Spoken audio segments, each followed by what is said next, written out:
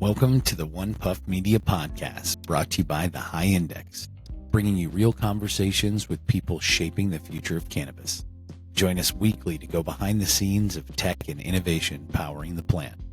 Come roll with us. Hey, welcome back to One Puff Media. Great to have you. James, how are you today? Doing great. How are you, Alex? How are you, Jeff? Doing well. We got Jeff here. Jeff. We got Jeff here, CEO of Greenway Herbal Products, LLC. How are you today? Welcome. I'm doing great. Thanks for having me on. Thank you for joining us. Appreciate it. Yeah. So why don't you go ahead and tell everyone about yourself and, your pretty diverse background that from telecom, real estate, plant-based medicine, and how you got to where you are in the cannabis space today. Yeah, absolutely. Because everybody has a story when they come from cannabis. You just didn't show up one day. I think everybody is passionate about it early stages enough to enter the industry. But I was, with a structured banking background, I'm a finance major from my education, then entrepreneurial after banking, started a telecom company, owner operated that for many years, sold it in 2018. But it was really back in 2013 when a family member at the time had an investment in a vegetable fruit farm in the state of Florida that the, I guess, application was put forward for the Florida medical marijuana license. And that was a long process, but ultimately that license was awarded and eventually sold. But during that time, the president of Middle Tennessee State University invited one of our company founders, that is Greenway Herbal Products LLC, to support a 10-year university grant partnership to go down the path of discovery, to look at the science side of cannabis and really the science side of hemp, because we're in a non-marijuana state in the state of Tennessee. So everything that was non-THC, we looked at as far as the value proposition. We've done everything from feed livestock, proprietary hemp diet that started in 2016 is when that university relationship started. We're still in that relationship up until next year. But we provided them $250,000 a year to study the plant. What is so special about it? There's many different value propositions from the plant from industrial use, but learning how to farm it at scale. We have owned a double cut combine to harvest. Really, the Fedora 17, the Joey, those type of genetics that grow like bamboo stalk, 22-foot tall hemp plants. And then, the industry has found a way to monetize itself, and that's really on the consumables. But the science school at MTSU is called the Tennessee Center for Botanical Medicine Research. And in 2019, the school filed a patent on a cannabinoid methods of use patent, which is cannabidiol and cannabidiolic acid. So CBD, CBDA 1-to-1. And so Greenway Herbal Products, as the sponsor of that grant, decided to then monetize that intellectual property. And that's when the Tanasi branded products were born. So Tanasi, TANASI.com. It is, a 1-to-1. So when you look at all the COAs, every single COA for every single product is in a QR code. You go straight to the PDF. We're Nice. not saying go to the website, enter the batch number. Literally, you shoot a QR code, you're looking at the PDF, and you can see where we are focused on pharmaceutical grade isolates of CBD and CBDA at a 1-to-1 equal molar mixture. I can provide the links to you guys as well for the patent data. The patent was awarded in the United Kingdom in 2023. We are currently defending the patent in the US right now and in the European Union, as well as other countries, because it's a methods of use patent. It's not a composition patent. And methods of use basically saying that if you use this, then this will happen. But we compared all of the data as it relates to calming a cytokine storm. Cytokines are molecules in our body that are addressing injury or inflammation. There can be a lot of cytokines going on in the body. And then when you calm them, that provides various experiences to the end user when they use it. But the patent award, the claim sets in the United Kingdom, one is for inflammation related to autoimmune diseases, and the other is inflammation, general inflammation. Whether or not you're using the salve at 5 milligrams per application, that salve is, a big seller. Our soft gels, believe it or not, are our number one seller on the Tanasi products because the consistency of what we're delivering is on the defined expectation. But we have compared all the data. So when you look at calming a cytokine storm, these light green bars here are the base drug, which is dexamethasone. That is a corticosteroid that you would take. That's a prescription drug. Okay. We all know what steroids are, et cetera. The Tanasi formula, which is CBD, CBDA, and then in this side over here, that's CBDA and that's CBD. This is the combination when calming a cytokine storm. Then this over here are the NSAIDs when addressing a cytokine storm as a measurement of inflammation. You can see that CBD, CBDA next to acetaminophen and ibuprofen and aspirin, naproxen, et cetera. This is data. This is mouse testing data through an FDA approved mouse lab. And so not many people are approaching the cannabinoid formularies with mouse model testing to then extrapolate that data and then come to a conclusion, and then to have the data that is strong enough for patent filings. And so when the school filed the patent, we just got behind it and said, let's build a brand around it. And we've been selling the Tanasi products for about 6 years now. And, we're so focused on the patent filings that we're not spending all the money.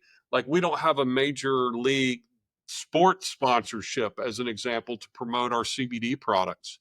Because when you look at all of the CBD products out in the marketplace today, they're either full spectrum or broad spectrum, which means no THC, or there's some other cannabinoid formulary now with an API of, say, CBN, CBG, and CBD. A lot of the, and this is a journeyman exploration with cannabis, because you can consume the flower and still get a general, experience of cannabinoid consumption. But from a grandma that has general aches and pains that she doesn't want to get high per se, a CBD product may solve her problems if she's never been a cannabinoid consumer. But, the amount of people that use our products related to their daily lives absolutely love our products. We've got a significant amount of 5-star reviews of people that are verified users. And it's not for everybody. There are some people that don't like CBD. There are some people that absolutely love CBD. There's a lot of people that love smoking the flower. We don't have any flower touching products whatsoever. We're not in the hemp derived cannabinoid or the psychoactive cannabinoids derived from hemp. And I'm speaking in terms that our legislative elected officials like to speak to. It's not, speaking over their head, speaking to them specifically. So I think the fact that we got behind the science there with intellectual property filing is really, we were led into this because if the USDA did not, put up such a big fight on feeding animals, we would have had, a farm selling beef at wholesale, because we did cattle, chickens, and pigs. And it's natural selection. When you put the diet out of what they normally eat and what we offered them, which was, it was hemp seed cake, distiller's grain, soy meal. I mean, it was a full rounded, very expensive diet for the cattle, but they sought it out. They would hit that every time. They wanted to eat it. And then when we slaughtered the animals, the fat displacement in the muscle looked like A5 Wagyu, and it tasted fantastic because it wasn't finished on corn. It was not only a grass diet, but it was also a hemp diet with the other beneficial elements. Interesting. The chickens love live hemp seed. The eggs from chickens that eat live hemp seed, it's almost a deep red yolk. It's not yellow. It was probably the most flavorful eggs I've ever eaten. And the pigs themselves, we actually processed all the meat and consumed it as part of the litmus test. Also sending things out to labs and such with the university and their knowledge and know-how. But it's been a very exhilarating experience. And then one of the cool things that we're launching right now is this product here, which is CannaGuard Pro. It's an EPA registered disinfecting technology that is perfect for, the environments where cannabis is grown. You need to have pathogen-free, virus-free, mold-free facilities when you're growing cannabis. It's very important. And the majority of the cannabis grows that are in these controlled environment agriculture settings are using bleach to do a lot of cleanup, or they're using parasitic acid, or they're using concentrated versions of hydrogen peroxide, Isopropyl alcohol, typically. yeah, well, Lots of it's time. because you want to have a clean facility to clean everything that you can't see. So CannaGuard was really a solution from a graduate from Middle Tennessee State University, and she's been selling the same solution as a hospital disinfectant because of the sodium hypochlorite used in hospitals can be dangerous because they've also got hydrogen peroxide around. And then when you start mixing chemicals by accident, you can have some very toxic situations. But it's non-caustic, non-corrosive, it's odorless, it's at a safer toxicity level than bleach is. But it literally cleans like you've never seen before. It'll clean drip lines, tanks, and we're registered in State Department of Agriculture per state, but we're also federally registered with the EPA. And it takes time and effort and money for filing all of this stuff. And so it takes time to bring a product like this to market. And CannaGuard.pro is the website, but we're just now launching this as we speak.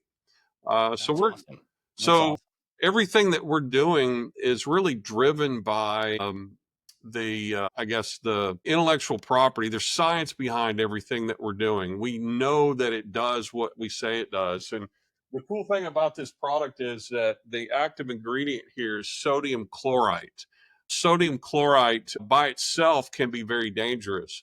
But this is what the patented technology does: is it makes sodium chloride safer to use, and that's chlorite. IT. Yeah, I caught that. So not chloride.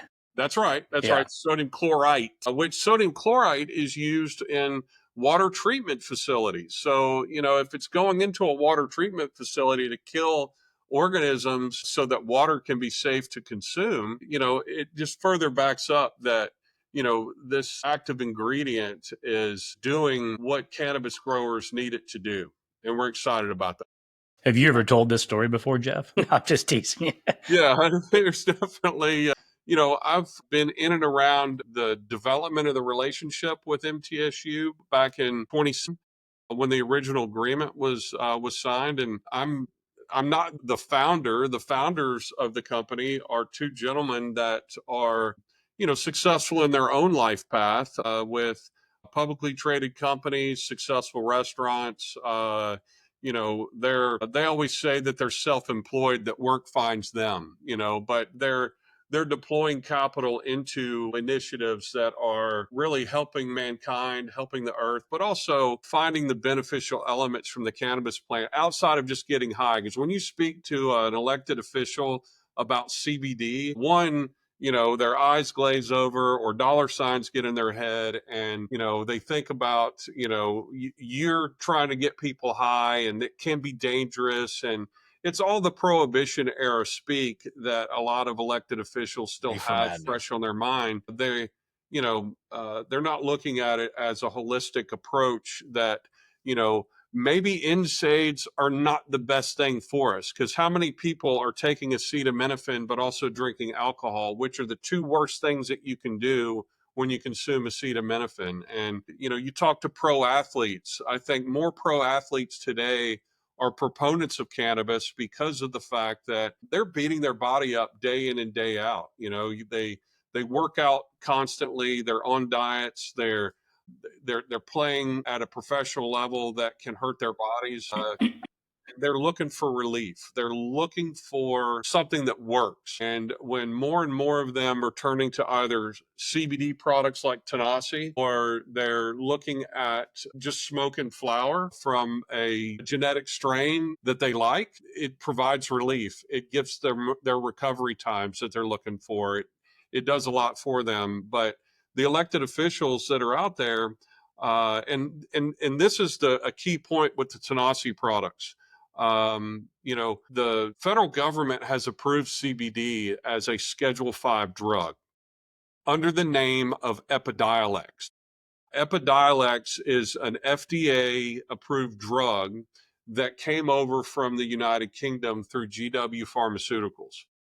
Jazz Pharmaceuticals, based out in California, acquired GW Pharmaceuticals and then operates the manufacturing and processing. And it's a good thing that this is available to children, because we all love children, to have a drug that works for them, because a lot of the epilepsy drugs that are available are not necessarily working for children because of the negative side effects. Sure, the epilepsy might be solved, but now there's more problems because of the drug they're taking. But we know that plant-based medicine is a good alternative to Western medicine, and sometimes it works where Western medicine doesn't. And so Epidiolex from Jazz Pharmaceuticals is a Schedule 5 drug, but yet here we are with a CBDA sold as a dietary supplement, all because the USDA made hemp legal. Now, it's a quagmire. And so we're begging for a regulatory framework, and we're not open to looking at how other countries are doing things like, again, Europe does. In Europe, they look at it either as THC or CBD. In the United States, we look at it as marijuana or hemp. So hemp has so many constituents related to the plant, because if you're in cannabis, you know that cannabis sativa L is the plant genome. Then there's low THC varieties and there's high THC varieties, which we reference as marijuana. And so the elected officials don't want to do anything. It all started with Scott Gottlieb, who was the director, that he retired from his position, before COVID, when CBD was hitting the markets, and USDA said FDA was going to make a regulatory framework. And here we are 6 years later without a regulatory framework. You scoffed at that, Alex. Yeah, Alex keeps coughing. He's like, oh my gosh, this is like, I'm so sick and tired of people talking about how CBD is not legal.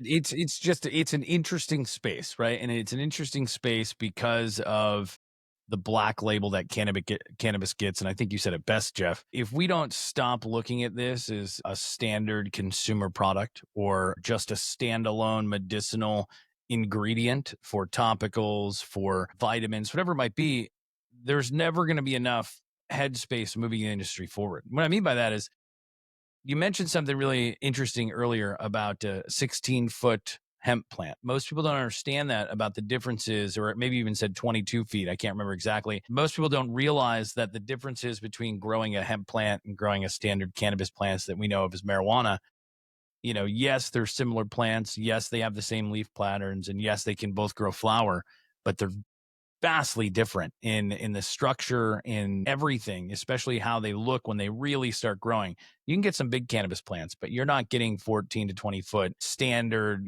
grow at your house. But that's where the industry needs to be, to use it as an actual industry product, as a way to advance our country forward and use the plant for everything from biofuels to paper to everyday. And once you see that, that's the real advancement of the industry. It's uncoupling all these regulatory issues so that we can use the plant as a commodity for our community and for our country and for an actual export if we do it right.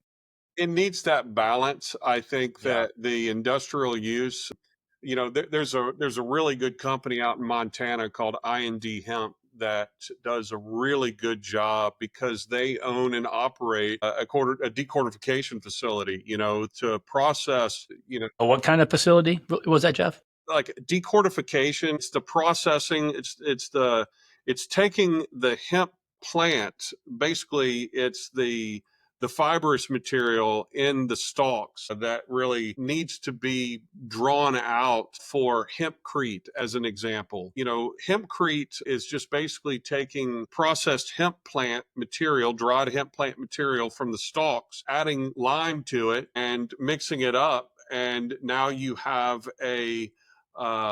it's not concrete, it's hempcrete. Now, Like a plaster. you can't, it's like a plaster, and it can be put into form blocks. It's not weight bearing. It can be an amazing insulator, and it's fireproof. It does not retain moisture. The carbon sequestration, of what it processes, it processes more carbon as time goes on, as far as carbon dioxide as a remediator. The roots themselves are a great remediator for, I guess, leaching out heavy metals and toxins out of soil. But then you don't want to smoke that flower, or you don't want to use that plant that is used as a remediator. There's a group in Florida. There's a Hemp for Water, which they grow hemp plants on these mats that float on water to leach out all of the nitrates out of the water, which are the root cause of the blooms that create red tide, which, if you've ever been at the beach and you've smelled red tide, it is not pleasant. So Florida, the way that they divert waters from all of the nitrates used to keep good looking grass, good looking golf courses, etc., that excess material gets into the ocean waters and creates these algae blooms. And hemp is an amazing remediator that can basically leach all that out, and there wouldn't be a problem, or at least would offset the problem. But you're right. It's and what we refer to as industrial hemp plants. Those that grow like bamboo are what is used in those facilities that process those hemp plants. I think the regulations that are really kicking the industry are so much cannabis is being grown literally everywhere. It's being stockpiled, and everyone's being forced to burn, destroy, bury all of their biomass. And it's unfortunate that a company can't come in today and just say, "Hey, I'm your biomass remover company," right? Almost like a recyclable company, and I'm going to recycle this. You're essentially just waste, and I'm going to recycle all of your biomass waste, and I'm going to make it into incredible products. And you think about sheetrock in your house, and you talk about the insulation factor of leveraging hemp and using it into the brick forms or that kind of paste. It could definitely replace some sheetrock. It could definitely replace a lot of fiberglass and plastic, and it's animal bedding for the agricultural industry. It's good landscaping material. After it's been processed, you can have, instead of having pine straw as your mulch, you can have hemp fiber as your mulch. It needs a balance, and the balance isn't there because the barrier of entry to sell a CBD product, as an example, and America is about entrepreneurialism, and for somebody to come up with a good brand to slap a label on it. Then you've got the white label manufacturers out there that then you take whatever your cool branding is, you slap a label on a bottle. Now you've got an 80 mg per mil CBD tincture out in the marketplace. And unfortunately, what a lot of people are doing is, they're cutting corners on the cost of goods. And so if they can press the price down, because our products are not cheap to make, our margins are super thin because cannabidiolic acid is not necessarily utilized by many people. And so it's available as far as pharmaceutical grade isolate CBDA. And we're not trying to be the processor. We're trying to be focused on, this is an optimal formulary of cannabinoids that can calm a cytokine storm, and also autophagy. We've proven that autophagy or autophagy is induced in the body, which is normally found by fasting. The body has to do something other than process sugar all day long and food all day long, because we're eating breakfast, lunch, and dinner, and then we're snacking in between, and then we're drinking sugary drinks on top of that. And so the lifestyle is that why you add in we have is not necessarily optimal. So having the knowledge base that we have is really rooted from scientific discovery. But you're right. The industrial side needs to balance out the consumable side because, you know, uh, how much cannabis flower can be grown legally as well. You know, the regulatory frameworks need to prevent making this a commoditized product because now when you've got $500 a pound of quality marijuana flower that took you $160 to $200 to grow and process, you know, uh, and you're and maybe it costs you $500 and you're selling it for $500 a pound, where it used to be $3,000 a pound. Where there was a profit margin that was viable to start a business. But then Oklahoma goes and issues out 3,000 marijuana licenses, where the state of Florida, I think, has done it right in a seed to sale operator, that there's only a handful down there. There's 20 million residents in the state of Florida and 100 million tourists. Yeah, who doesn't want to go on vacation to Florida and have alternatives instead of drinking beer and being drunk the whole time? Why not find some THC beverages or some cannabis consumables that are not just, the seller focused on the lower cost of goods, buying hemp flower from wherever that doesn't have a CO. And that's why you have a licensed entity. The licensed entity is the validated source that the certificate of analysis is indeed true to what you're buying and consuming. And that's what I meant by running rampant, right? All the products are, especially on the CBD line, it's a competitive space. And because many people are taking these kind of backdoor channels or I don't want to say doing anything illicit because they're following the FDA guidelines, which allows them to sell it in pretty much everywhere. But there's definitely a different level of what you're going to find in gas station CBD products to what you're describing in your guys' product and the ingredients. And you touched based a little bit on it earlier, but how are some of the different botanicals in things like ginseng that you're putting as an ingredients, how are those playing a role in your formulation and how is it kind of differentiating your product from some other CBD products? Okay, so we don't mix ginseng with CBD because then you get into an immunosuppressant and an immunostimulant, both conflicting one another. Okay, so the ginseng, I'll touch on that here in a second because that's part of our supporting MTSU on their ginseng initiatives. The other ingredients, like MCT oil, is a traditional carrier.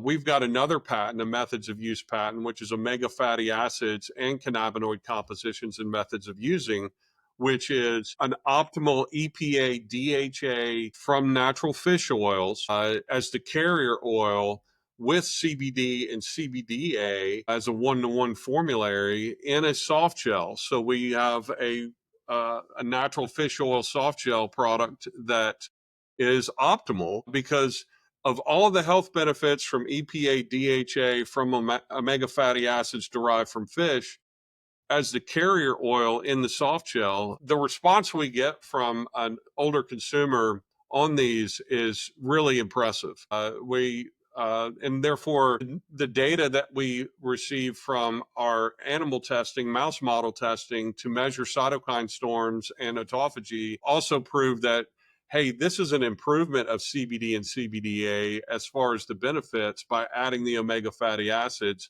And so that is where we have followed the path of discovery that this is such an optimal formulation that we want to bring it to market. But also from a dietary supplement side of things, if we have to go phase 1, phase 2 clinical trials and go the FDA pharmaceutical drug path, we've got all the cards to go that path. But it's very capital intensive. And we are at that crossroads today of which path are we going to go down, because the federal government is not going to put out a regulatory framework on CBD because of the Epidiolex conundrum. Epidiolex is a Schedule 5 drug. So how can you have a Schedule 5 drug and a dietary supplement? It's the same conundrum that presented itself with the proposal to take THC or marijuana from Schedule 1 to a Schedule 3. All Schedule 3 drugs, by mandate on the drug schedule from the DEA, have to be sold at pharmacies.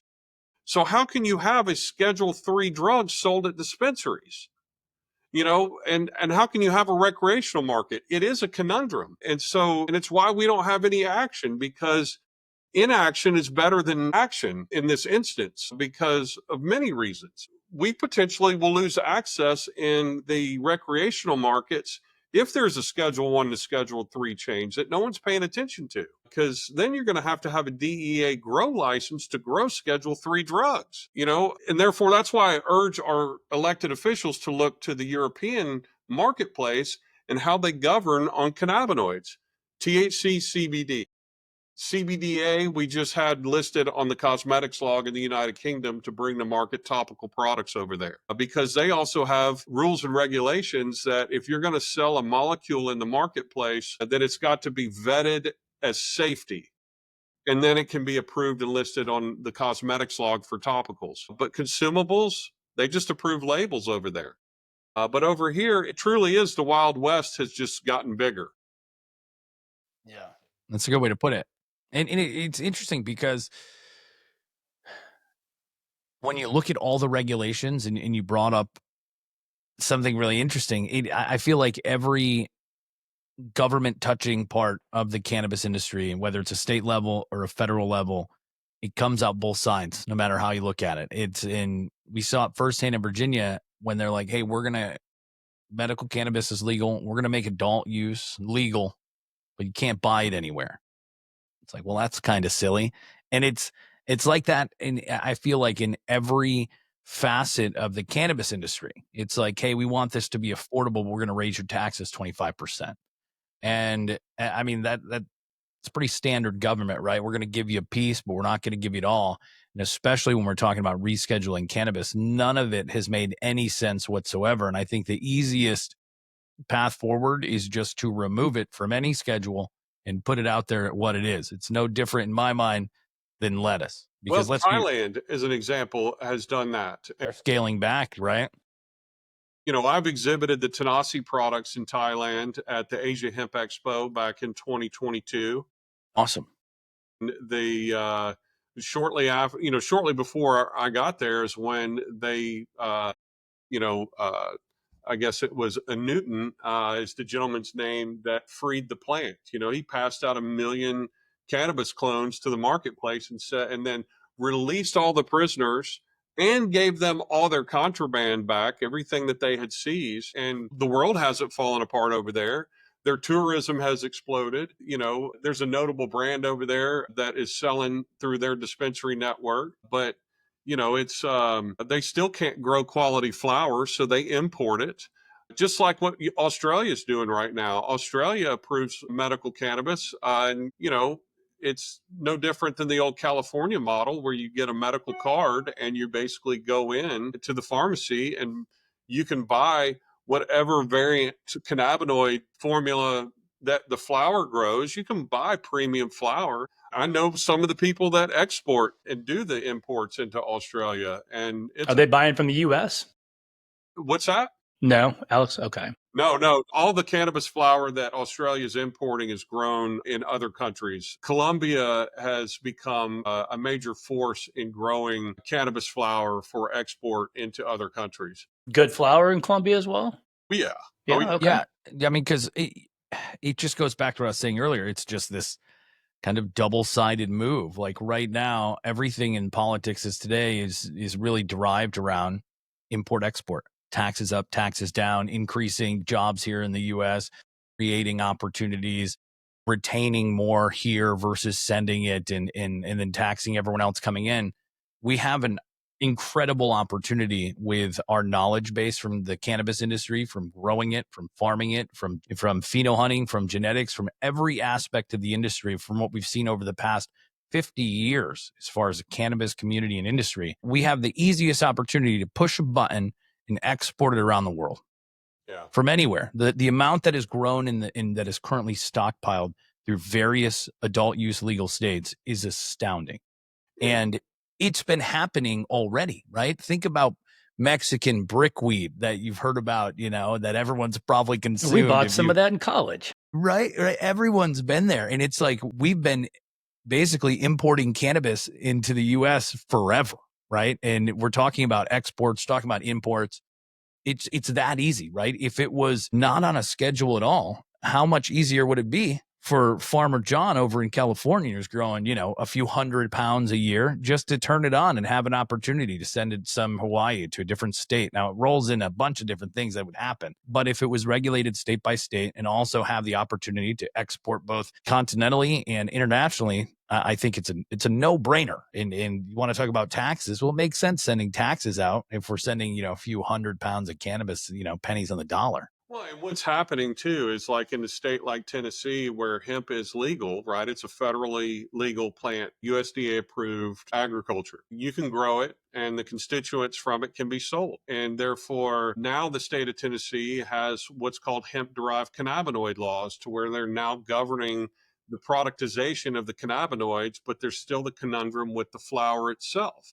And so they're trying to outlaw THCA by saying THCA and THC total can only be 0.3 tenths of 1%.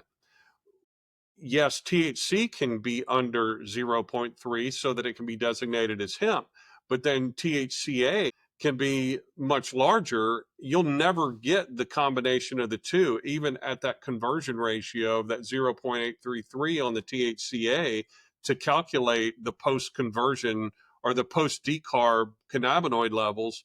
You'll never be able to have hemp flower sold in the state. And that's what our state regulators want because we're a very conservative state. Our state does not want marijuana in the state of Tennessee, but they will allow for Delta 9 beverages to be sold because the alcohol lobby is so strong that they want to distribute and sell THC beverages because they sell like crazy. I mean, you said so much there, and you think Right. about, gosh, you think about Tennessee and how backwards that is, right? Because I guarantee if you took a poll with every adult citizen in Tennessee, I guarantee it would be higher cannabis yes than cannabis no. And I think that in itself is astounding that you have these state elected officials and the whole pushing of the industry to prevent it from really happening in Tennessee when it's only a matter of time. And they're only doing themselves a disservice because every neighboring state is going to get there. And it's just going to further have, I mean, everyone in the state is going to look elsewhere for what they can't get. And they're going to get it elsewhere. That's true of anything. Like if somebody wants something in America, They're going to get it. Actually, they're going to get it. Okay. They'll find a way. And it is unfortunate that there is still a patchwork of states and state laws. It's like, and I understand like the True Leaf brand in Florida with Melissa Rivers, their CEO. She is basically saying, look, you put all this regulation on the industry in the state of Florida for us to get a license, to pay these exorbitant taxes, to go through all these hoops and regulations, and then they're not doing anything with the hemp derived cannabinoids. And then there's no chain of custody controls on those hemp derived cannabinoids sold. And so it's all driven by price. And some consumers, if they've got $10 and they can go to the gas station and buy some THC derived from hemp versus go to the dispensary to spend $30 to get something that will be pure at heart, it would be good COAs, it'll be all valid, but they've got to go through another hoop of getting a medical marijuana card for the right to go and purchase these Right. it's burdensome, but then you've got, the governor of Florida who may understand the value proposition of cannabinoids, but just like all government, they've got lobbyists in their face. They're basically approving laws and rules and regulations based on the effects that it has to the dollar that the state needs to manage and to rake in so that it's operational, so that there can be safe streets and there can be, but marijuana is not the demon that we were told it was all these many years. Alcohol, you could argue, is the demon, right? But we can't put that cat back in the bag. There's alcohol is here to Too much money. Well, exactly. It's all Too about much industry. money. Yeah. It's all about the money. And so let the alcohol distributors that could be the gatekeeper from wholesale to retail have a play in this distribution model to get the right products to the right consumers, to the right retail outlets. There has to be a gatekeeper somewhere. And the governments in the different states have proven that they're burdened. They can't do it all. These are people that don't understand the industry or what cannabinoids even do to even govern it in the first place. And then the various patchwork, like you said, people can drive to neighboring states and buy what they need and then just have personal use amounts that they've brought back over. They drive the speed limit. They're not lawbreakers. They just want to have some alternative to ease their stress, ease their mind, address their inflammation, address their pain and aches and sorrows, whatever their reasons are for consuming or to have a great day. A good sativa flower will put more energy in you that you feel like playing a game of basketball. And so it's just a matter No of idea. some balance here. That's all we want. But Yeah. my prediction is we're not going to see a normalcy for this industry in the United States, some level, until 2030 at the latest, because Latest or earliest? at the earliest, because of the fact that the elected officials that are in place today have bigger fish to fry.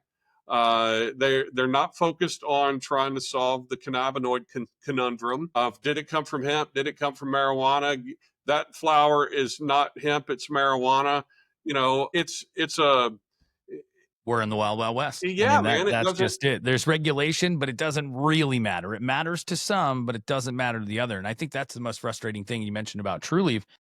They're in Florida. They paid a lot to play in the space, and they're being undercut by unregulated, not approved by FDA. These products that are just popping up that aren't paying in the same space, but yet their consumers are relatively the same. And so it definitely is kind of a tug and war. And it's not just fair. It's not fair to the business opportunity that is what Trulieve represents, or any of the other major MSO players that have made a significant investment. They've got an obligation to their shareholders to get a return on that investment, and they're only trying to do the work that is necessary within the framework that they've been operating under.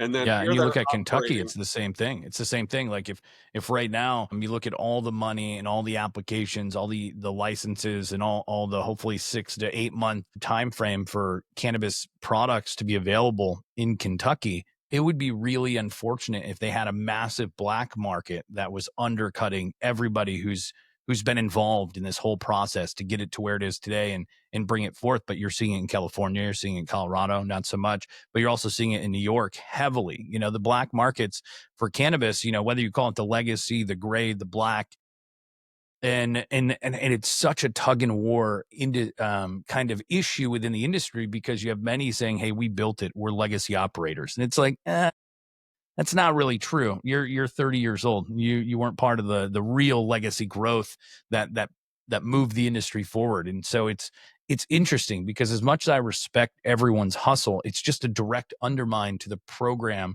that consumers have voted for, that people are testing for. It's, I don't want to say it's adding still to that fuel of fire of the black labeling, or excuse me, that kind of like blacklisting or reefer madness mentality. But I definitely think it is, because in some ways it prevents us from really moving forward as an industry. And I think 2030 might be a good benchmark, because there's so much money and people in industries that are still lobbying against cannabis. You mentioned There's also alcohol. elected officials that are not going to be reelected. Mm-hmm. There are, and we see it time and time again. And I think one of the most polarizing things in the political sphere arena is, how does an elected official go in with a net worth of $400,000 and then they retire with a net worth of $400 million? Don't even get me started on that. Don't even Oh, get me that's started a on whole that, Jeff, different because podcast. well, God damn it, we can talk about that all for a year. But the point I'm getting at is that just defies logic, right? And so how can we get to the point to where they're actually approving laws and voting on things that the people that elected them into that seat, that they're listening to the voice of the people? They don't listen to the voice of the people once they get to Washington, D.C., because most of them move there. They live there. They send their kids to school there if they've got young children. But then they get a lifetime of health care. Their kids do. Their kids' college education is paid for, because these are all things that they voted for. it's just like what the one thing we know that they will all vote on, that they all agree to, is an increase in their own comp plan. Of course. And so, 100%. and all we want is quality cannabis grown in clean environments, so that people aren't getting sick, or because, oh gosh, my whole grow just got compromised because I had, powdery mildew that came in from somewhere. The fact that this is non-corrosive means that it can be used everywhere. And it's one of those things that quality cannabis plants grow in clean environments, just like our legislative bodies. If they were working on the goodwill for the people, they might love and enjoy their job. But all these lobbyists that have diverted dollars away from our government to special interests in far off places, it just defies logic. Yes, our dollar needs to be used in places where there's humanitarian needs, but as far as trying to solve the world's problems, we've got major problems stateside that are still not being addressed. We had I guess with that, you going first off, we need government to be run by people again, right? People governing people versus politicians governing people. That will solve a lot of our problems. But to your point, they get moved to DC. Back to your product. We talked a lot about regulations and different laws and things like that. I know when it comes to products that are actually going to go on your plant that are going to protect and clean, I don't want to say clean, but protect your plants, think insecticides. Yeah, this is not to be used on plants. I know. Yes. Right. I know it's not. That's just an actual cleaner product. So because of that, do you have to go through individual state kind of approval processes to get your products to be sold in individual state or facilities, or because that's not plant touching, you don't need to? Yes. Even though it's not plant touching, and the name Canna Guard, if we had called this XYZ product, we wouldn't have had the scrutiny that we get on it. There's no 100%. cannabinoids in this product. This will not get you high, It'll make you sick if you drink it, I'm sure. But we're treated, and it's not plant touching. It's for facility cleaning. It's like everywhere bleach is used, or everywhere hydrogen peroxide used, is everywhere this should be used. How does it work with resin comparatively to isopropyl alcohol? So it will indeed get it'll clean up the resins. I mean, like we just encourage people to try it and see. Okay, look, my gosh, this is doing everything I need it to do. It kills all of the pathogens that everybody's worried about in seconds. It and because it doesn't smell, we think that it's not working. Like if you've ever smelled 10% sodium hypochlorite, it'll knock you down. No one likes to smell of bleach, and none of the employers that are growing cannabis, and especially people, don't understand what the long-term effects are of working with toxicity level 1 chemicals will do to them long-term. No one's paying attention to the long-term effects of toxic chemicals.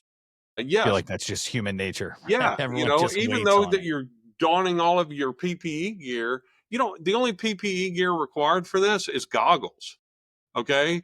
And most people are wearing sunglasses in a grow anyway because it's too bright. You mentioned Can Canna Guard be used on flooring? Yes, it can be used absolutely everywhere. We had a gentleman as a guest last week from Biosecure Flooring, and we were Rich Weinstein, and we were focused on learning about how important flooring is for a grow house or cultivation. And it's the last thing people think of. And interesting to know that your product can be applied to that. Maybe we'll make an introduction. Think about the culture of China as an example. Why do they take their shoes off when they walk into the house? It's because they don't want to drag in all of the dirt and pathogens from outside inside. But once on the other side of the threshold, they don't care about the cleanliness of the streets and the sidewalks at the level in which you see in other countries. As long as it's swept out the door and it's not in my house, I'm okay. But you're right. When let's just say that a grower stopped off at his buddy's grow on the way to work. So he stopped off, he went inside, he looked at the plants, gave some of his counsel, stepped all over the place, the little pollinators all over his clothes, his hair, whatever. And then he gets in his car, he's transferred all of that stuff into his car, then he drives to work, and then he walks in to work. and they're not thinking about changing their shoes when they get to work. Now, right. some grows have those protocols, right? That you've got an area. It's getting better. It's getting better. But this is where CannaGuard comes in spray bottles. I mean, you can take it out of the gallon. You sell it in 275-gallon totes. Like it. At the end of the day, it literally should be used everywhere. We're even going to have wipes so that the grower can, when he visits his buddy's grow, he can wipe off with the wipe before he gets in his car. He can wipe his steering wheel and his car down, and then even walking into the facility. And we've all toured a cannabis grow before, but what protocols are there when you're walking into the facility? Depends on that facility, right? And you mentioned something earlier about samples, and once they try it, they love it. Is there any way for people to request samples if they're a grow, if there's a cultivation facility? Can people reach out to you and get some free samples for their grow? How can they obtain some? Absolutely. We're going to do our 32-ounce bottle. We're going to have a coupon. Is it RTU or is it a concentrate? It's ready to use, and it can be diluted to a 1-to-20 on the directions of use. And we put in there, like, how to do your arrow cloners of, everything that you need is on the label for directions of use. And it's still effective at a 1-to-20 dilution.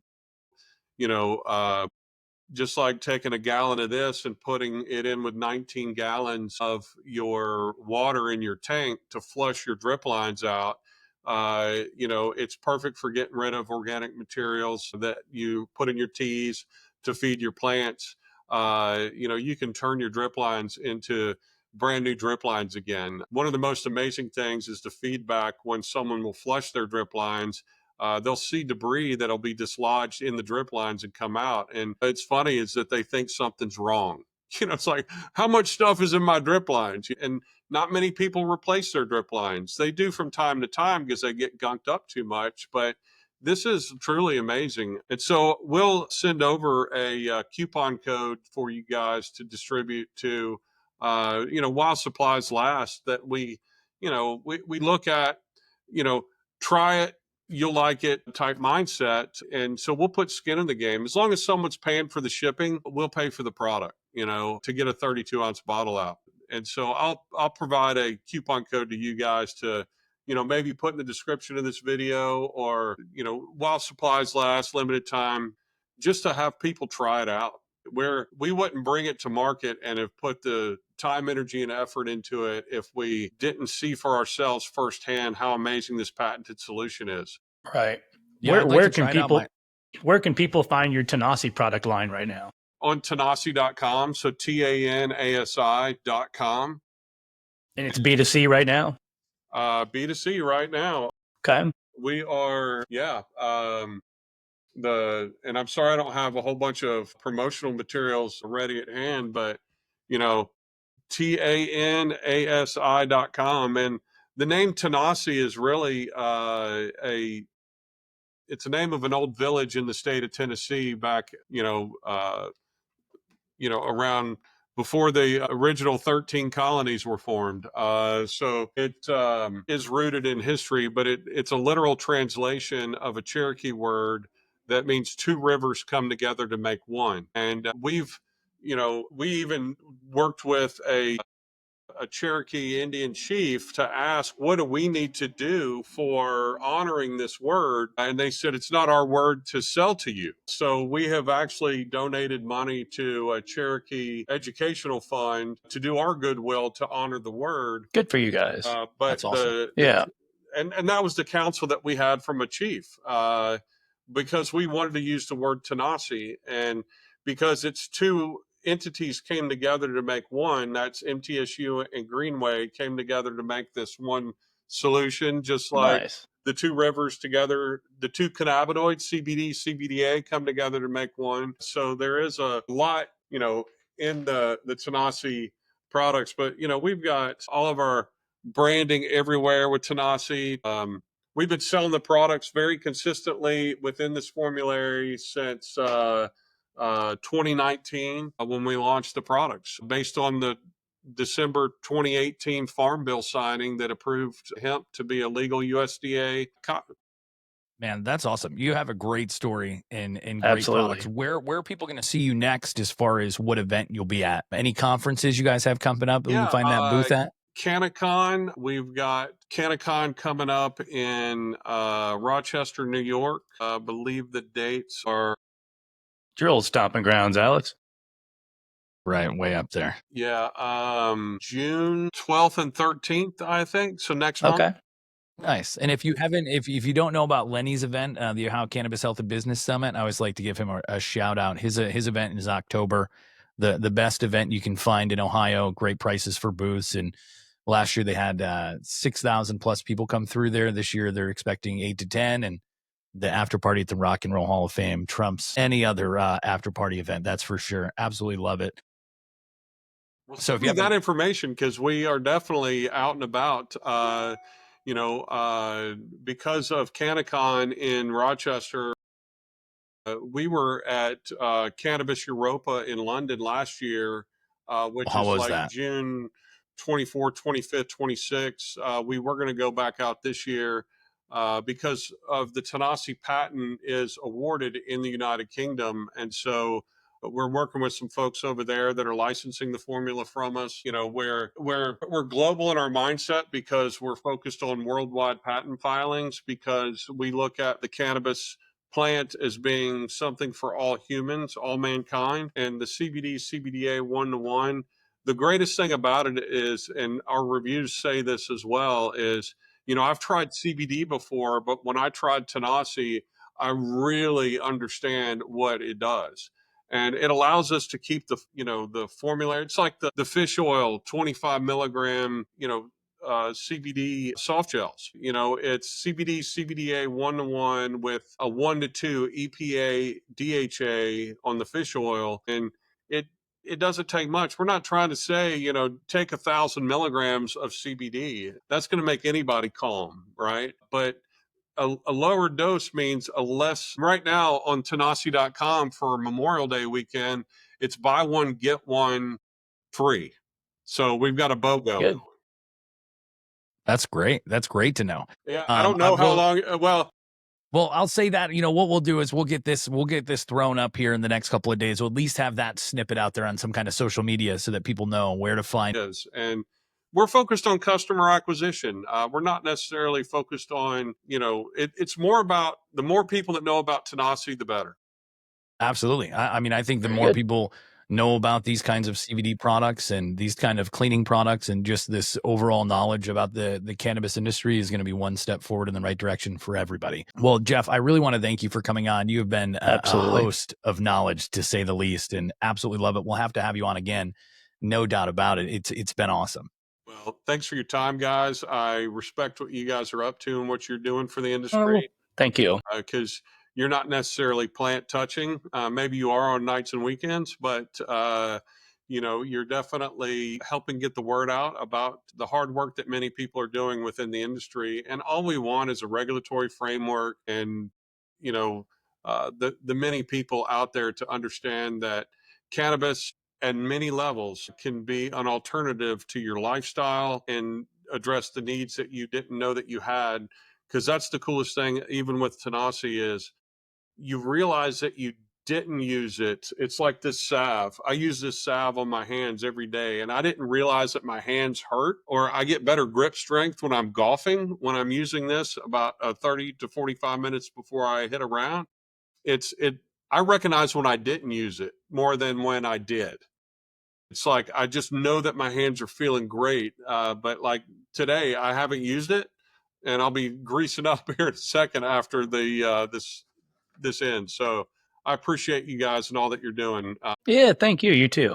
Really. Yeah, no, it's been fantastic, and I don't think there's anything that can help my golf swing. But you know what? I'll try some on. We'll take it for a swing. Well, again, thank you, Jeff. Thank you, James, and to all of our listeners, thanks for tuning in again and catching this episode of One Puff Media. And until then, thanks for rolling with us. Thanks, Alex. Thanks, Jeff. Thanks, guys.